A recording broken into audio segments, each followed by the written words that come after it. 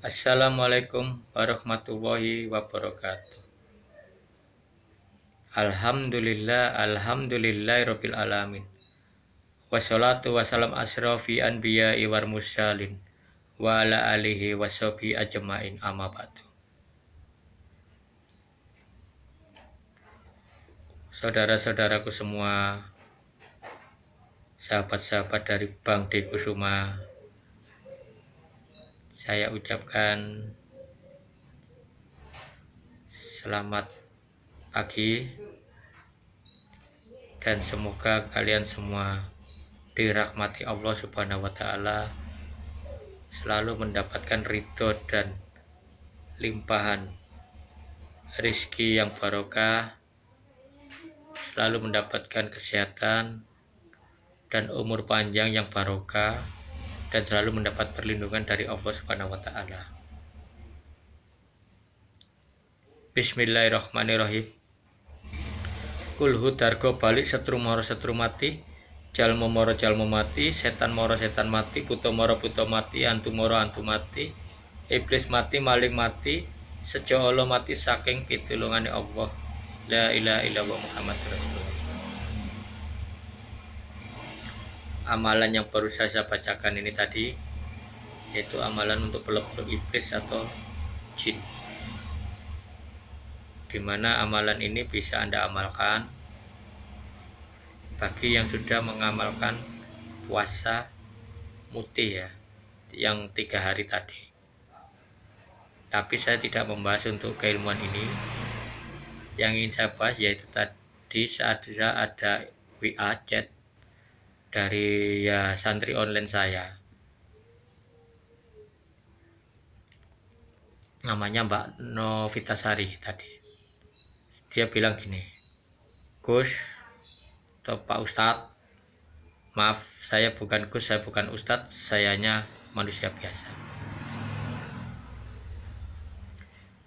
Tolong dong merapat ke GNS, karena mereka kayaknya kewalahan untuk menghadapi Kidarto.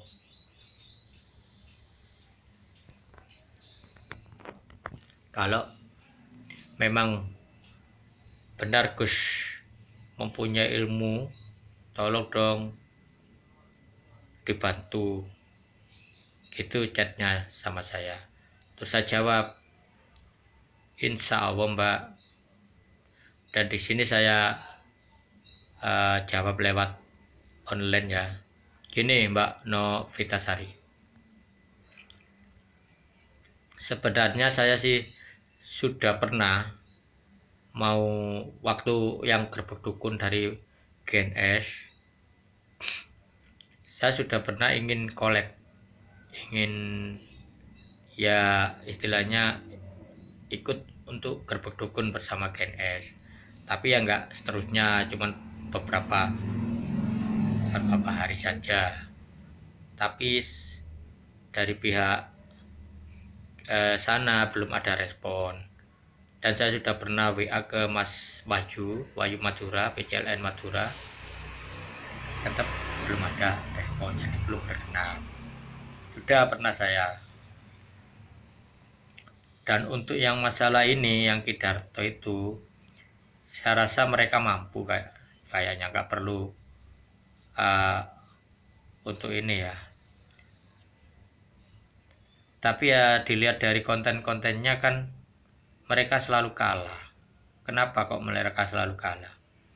Padahal itu sudah didatangkan dari santrinya PCLN dari Madura, Mas Wahyu, juga dari Bali, yang ada Mas Agus itu, terus dari Banyuwangi, dan juga ada Abah Menel, ditambah ada GHM, Gus Herman, tetap masih belum mampu. Kenapa? Karena mereka menggempur atau menyerangnya itu di markas mereka, di hutan mereka, di kandang mereka. Berarti mereka istilahnya memaksakan diri kalau saya rasa. Benar penerawangannya dari Bang Sapulidi, bahwa berapapun spiritual atau praktisi yang ke situ untuk menaklukkan Kidarto harus memang yang benar-benar mumpuni. Itu pun tetap masih kewalahan karena mereka sangat didukung oleh medan mereka, di mana itu markas mereka, sarang mereka. Mereka sudah membuat portal-portal atau benteng-benteng goib atau istilahnya sudah kolaborasi dengan goib-goib setempat yang ada di situ. Jadi itu pasukan-pasukan mereka semua. Makanya selalu kalah. Karena power mereka yaitu tadi full power. Dan di sini saya bukannya nggak mau bantu. Saya sudah pernah juga mengutarakan kepada Mas Wahyu, kalau saya difasilitasi, saya insya Allah saya siap untuk merapat. Karena saya terkendala dari fasilitas saja. Karena kesana kan juga butuh biaya, butuh ongkos, transportasi, akomodasi, penginapannya, terus untuk konsumsinya, kita kan juga perlu makan, kan juga butuh biaya, Mbak Novita. Saya terkendala dari itu. Dan di sini saya juga pantau itu banyak channel yang juga mau datang ke sana itu. Dari Ki Mercon Official juga mau datang. Terus ada Yan Guru itu juga mau datang, tapi Yan Guru juga terkendala dari ongkos, bilangnya gitu. Terus ada yang sudah siap-siap juga mau berangkat itu Mbah Lurah, nah itu juga mau berangkat. Ya mudah-mudahan lah mereka bisa menaklukkan Kidarto bersama gurunya. Tapi gini loh, sebenarnya itu tujuannya itu apa ya? Tujuannya itu kan hanya untuk mengembalikan anaknya ke Buwagina, biar tidak disesatkan atau mungkin bisa untuk dijadikan tumbal.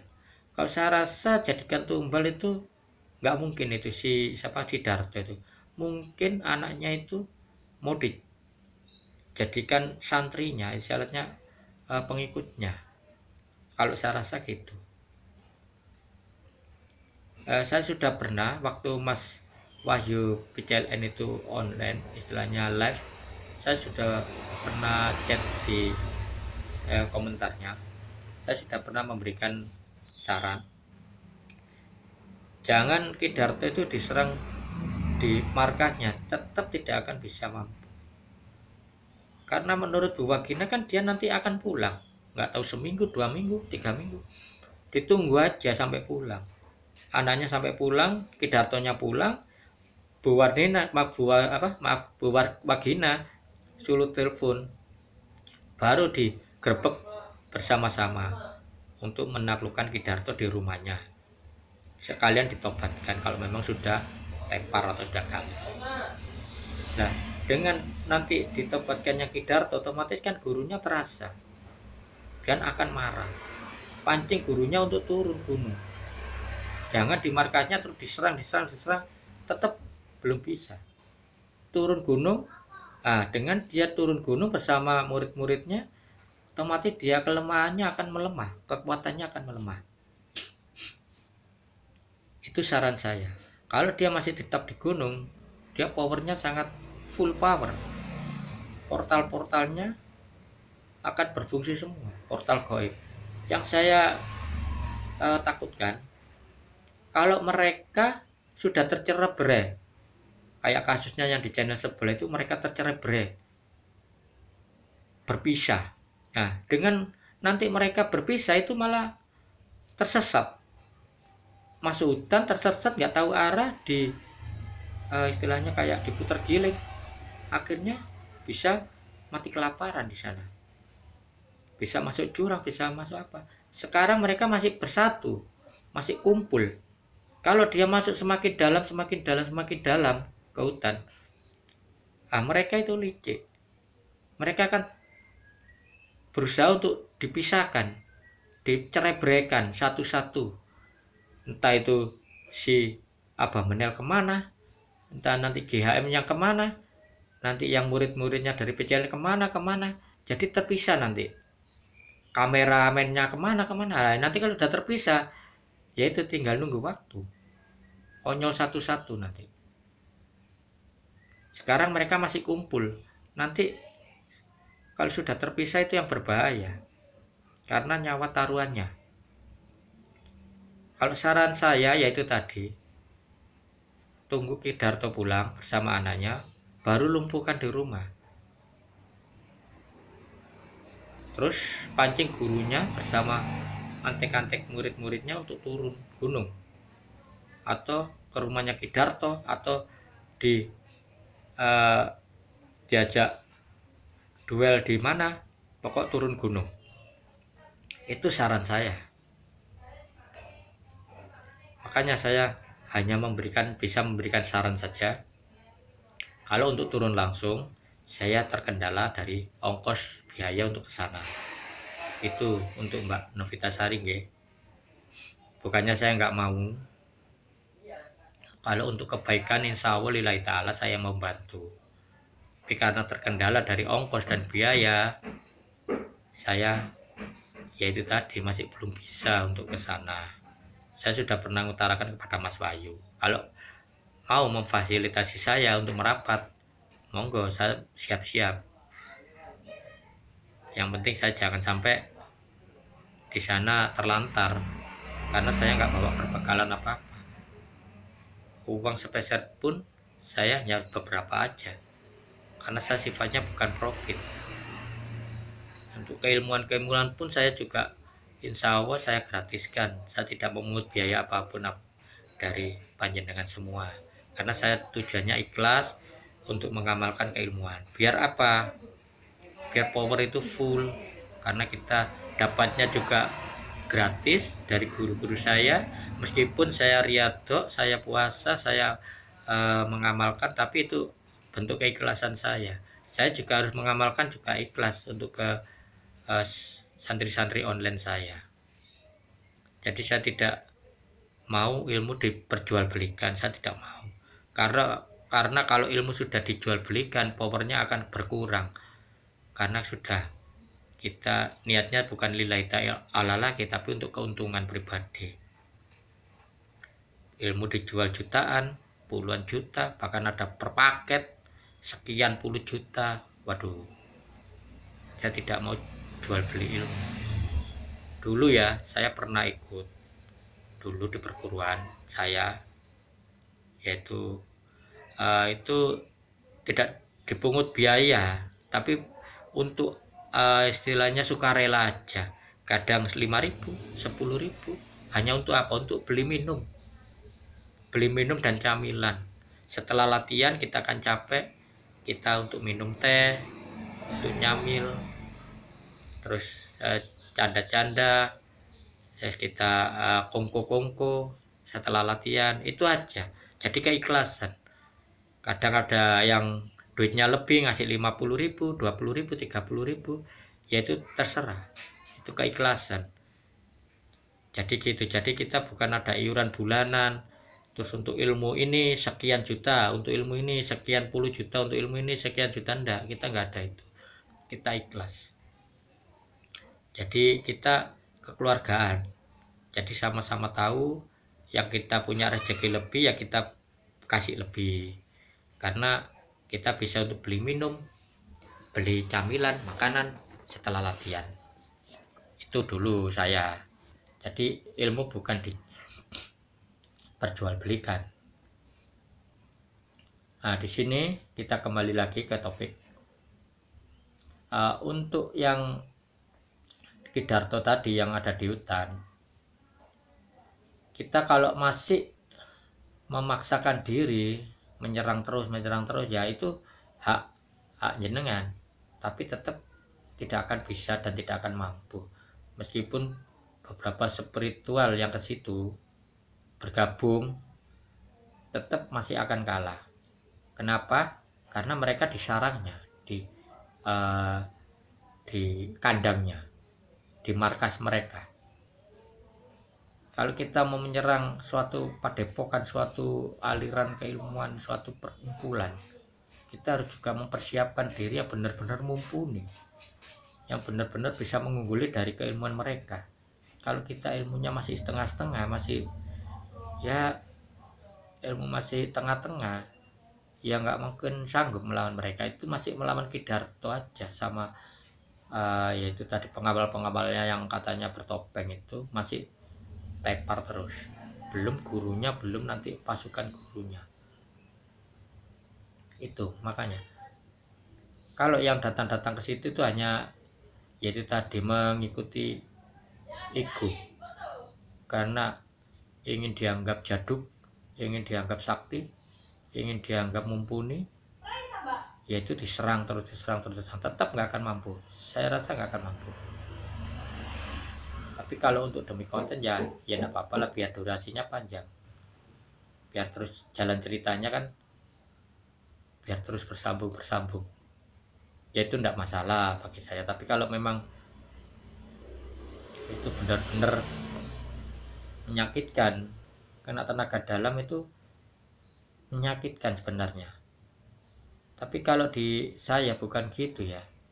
Kalau di saya itu main nafas, bukan main teriakan. Kadang ya memang lain guru, lain ilmu, lain ya.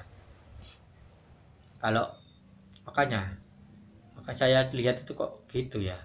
Masa orang sudah kepukul kena tenaga dalam bisa bangkit lagi, pukul lagi bangkit lagi, pukul lagi bangkit lagi. Ya itu yang saya heran gitu loh, kok bisa gitu. Dan juga terpentalnya 1-2 meter aja. Kalau orang kena tenaga dalam itu terpentalnya bukan cuma 1-2 meter, bisa puluhan meter itu. Dan kalau sudah telak kena, dia nggak akan bisa bangkit lagi, paling nggak muntah darah atau bisa yaitu tadi sakaratul maut. Kalau sudah kena tenaga dalam, benar-benar tenaga dalam. Tapi kalau kepukul bangkit lah, itu yang saya juga heran.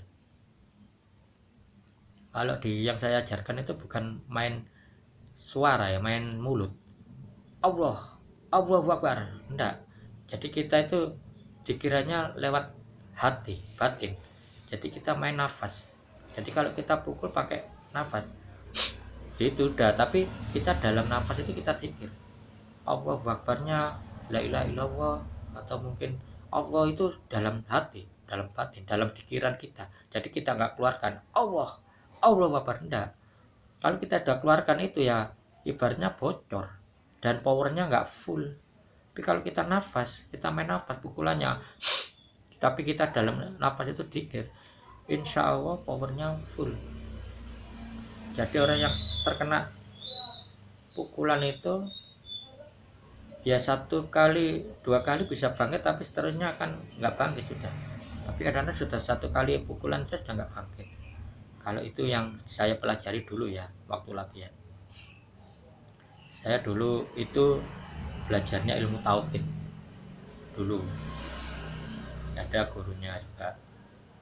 Terus saya juga belajar dari guru saya juga dulu, dari guru orang Jawa sih sebenarnya, cuman dia sudah di Kalimantan lama dan di sana dituakan. Dan beliau itu belajarnya sudah dari Sabang sampai Merauke, dari Sumatera semua sudah pernah, banyak gurunya ini ya, digurui lah, diikuti, dari Kalimantan juga, dari Bali, dari Papua, Sulawesi, dia sudah keliling buana. Dan beliau sekarang sudah wafat. Dan untuk guru saya yang pertama itu masih ada. Itu dulu yang saya pelajari hanya 2 guru itu aja. Makanya saya berterima kasih kepada guru-guru saya yang sudah memberikan yaitu setetes embun lah, ibarat ilmuwan kita itu setetes embun, tidak ada apa-apanya. Jadi kita tidak bisa takabur atau mungkin ya menyombongkan diri, karena Allah menitipkan keilmuan itu hanya setetes embun.